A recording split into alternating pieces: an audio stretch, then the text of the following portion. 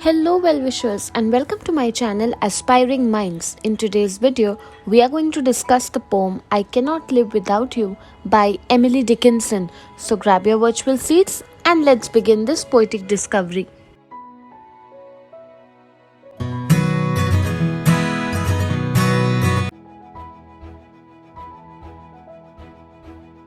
Let's know who's Emily Dickinson. She was an American poet known for her unique and innovative style of writing. She spent most of her life alone, writing nearly 1800 poems, most of which were discovered and published after her death. Her poetry often explores the themes of death, love, nature, and human experience. Her work is characterized by the use of strange punctuation, capitalization, and at the same time, it talks about life and existence, and that is exactly what we are going to see. All this in the poem that we were going to discuss today. The main key point or the central message of this poem revolves around how it is going to be impossible for a complete union between the speaker and her beloved. The speaker thinks about the idea that living together in this world or even in the afterlife is not possible due to various reasons, which include death and also the incompatible nature, which makes it difficult for her to unite with her beloved.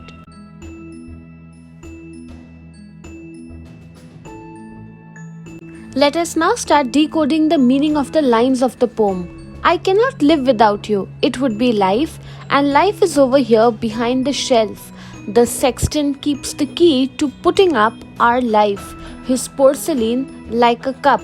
So we see over here that the speaker begins the poem by stating that she cannot live with her beloved because it would mean accepting life as it is, and life according to the speaker is not in their hands. Symbolically, she says that life is placed behind the shelf. That is, life, the way they want to lead their life, is an idea that is unattainable, and that is why where is it placed? Behind the shelf. Now this could also mean that she's talking about things which are beyond her control.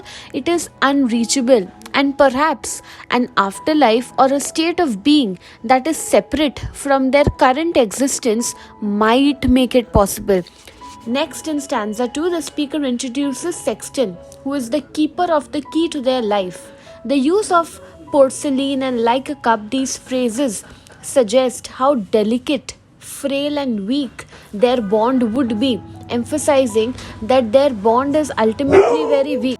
Moreover, the image of a cup also implies containment, protection, but at the same time, the fact that it's a porcelain cup shows how brittle, how delicate, how short-lived their relationship would be. That just as if you drop a porcelain cup from your hand, it will break. That is how easily their bond can break if they come together.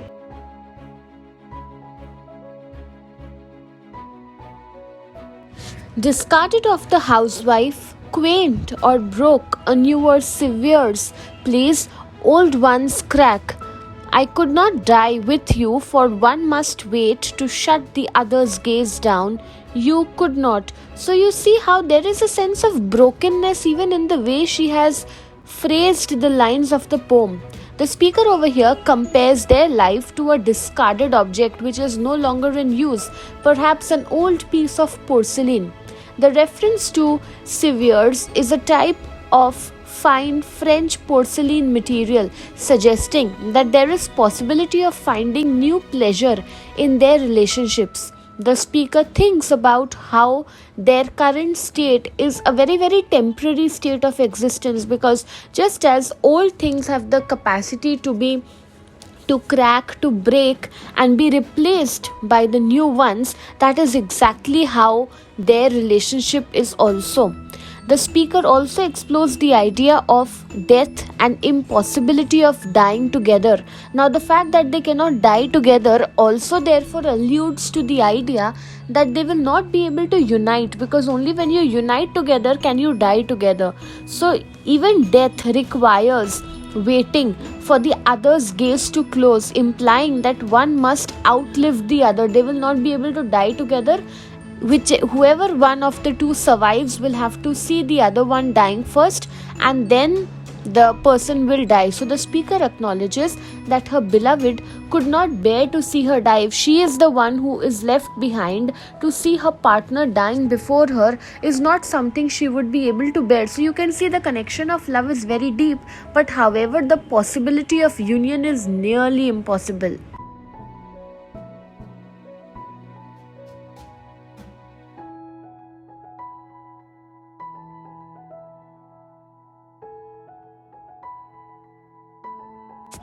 And could I stand by and see you freeze without my right of frost, death's privilege? Nor could I rise with you because your face would be put on Jesus, that new grace. So here basically we see Emily Dickinson talking or continuing to explore the idea of death, expressing the inability to stand by and witness her beloved freezing without having the power to bring about death herself. Like she can see that her beloved is freezing ice cold. That means the beloved is dying, and she is not being able to do anything to die along with her lover. So the idea of death's privilege suggests that only death has the authority to take life. The speaker further reflects on the impossibility of rising together with her beloved because his face would eclipse the grace of Jesus. This suggests that there is a sense of spiritual or divine element, emphasizing the sacred nature even in their separation.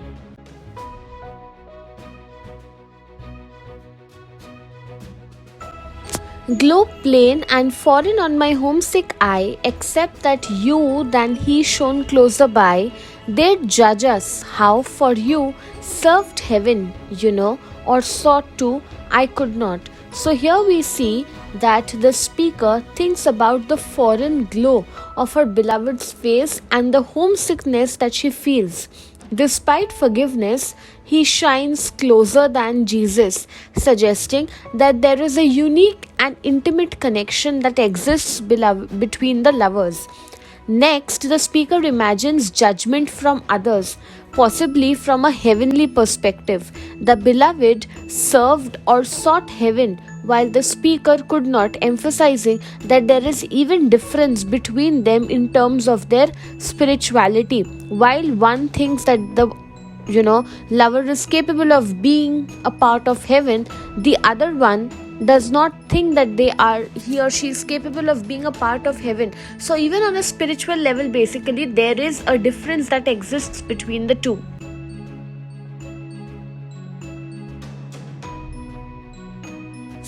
Because you saturated sight and I had no more eyes, for sordid excellence is paradise, and were you lost I would be, though my name rang loudest on the heavenly fame. In this part, the speaker explains her inability to pursue heaven because her beloved saturates her sight, or she is feeling too full of having seen her beloved. She has no more eyes for the beauty that exists in paradise, implying that her focus is on personal and intimate aspects that exist in their relationship rather than on grand things such as viewing the heavenly paradise. In the next part, the speaker acknowledges that if her beloved was lost, she would be lost as well. Even if her name would be taken loudly in heaven, she will still feel lost. So this suggests that there is a personal connection, and love to her seems more important than attaining fame in heaven.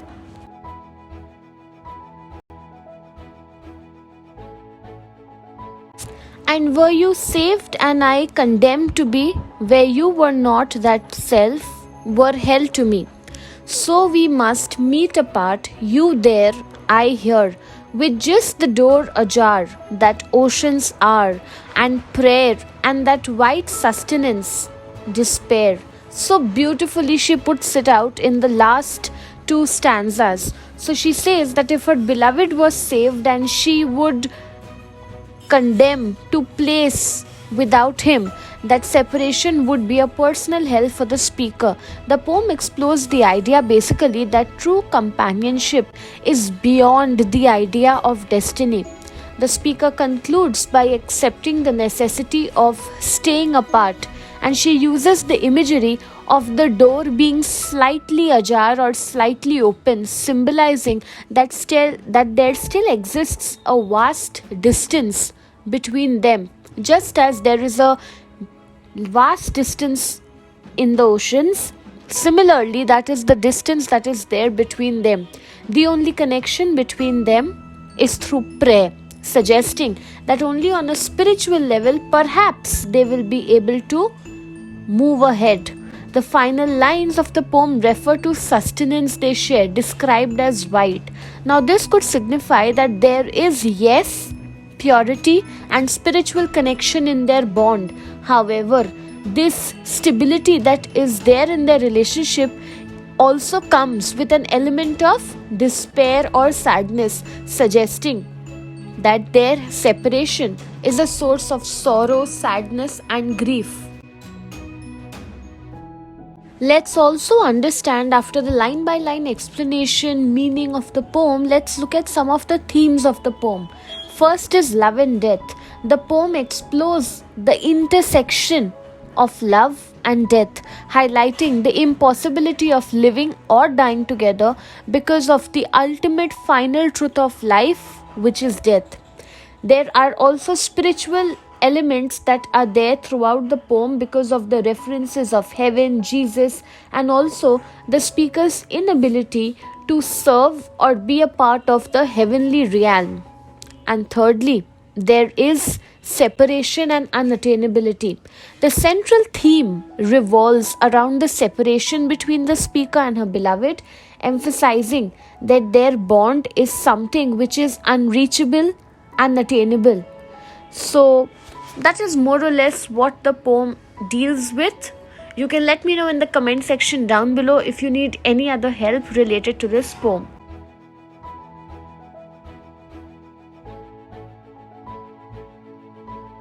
So that's it from this video. I hope you liked it. Do hit the like button. Subscribe to my channel for more such future updates. Thank you for watching.